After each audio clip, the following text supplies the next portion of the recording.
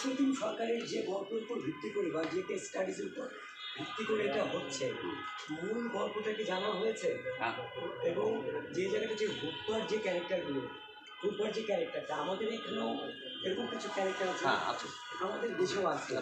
যে কারণ আমাদের দেশ যে ছোট কালাভবন বা আছে বা ছিল বা আছে বা কন্টিনিউয়াস আছে, আমাদের এখানে যদি কেউ এই ক্যারেক্টারগুলোকে বেস করে আপনাকে প্রপোজাল দেয়, মানে আপনার তাহলে আমি করবো কিনা? করবেন কি? ওই তো ব্যাপারটা তো তাই, যে এগুলো সবই তো ছড়িয়ে আছে। যেমন ধরেন আপনার চরিত্র, আপনার যে চরিত্রটা, সেই চরিত্রটাও যদি ঠিকঠাকভাবে কেউ আমার সামনে উপস্থাপন করতে পারে তাহলে আমি করবো। ব্যাপারটা হচ্ছে ওইটা, যে সেটা ঠিকঠাকভাবে উপস্থাপন করা।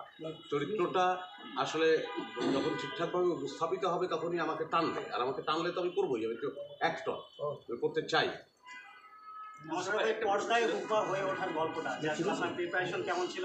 যেমন আপনি বলেন যে আশেপাশে অনেক চরিত্র দেখে আপনি ওখান থেকে হয়তো বা রেফারেন্স নেন, বাট এটা একদমই ডিফারেন্ট একটা ক্যারেক্টার। এই ধরনের ক্যারেক্টারে ক্লোজলি মেশা বা তার সাইকোলজি বোঝাটা অনেক টাফ।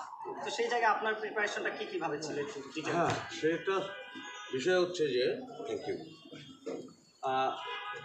আমি ওখানেও একই কথা বলেছি। এটাই আসলে আমার জন্য সত্য। আমরা যখন একটা বই পড়ি, কোনো গল্পের বই বা উপন্যাসের বই পড়ি, তখন কিন্তু সেই উপন্যাসের চরিত্রগুলো আমাদের চোখের সামনে ভাসে। সেটা শুধু আমার একার না, আপনাদেরও তাই হয় পড়ার সময়।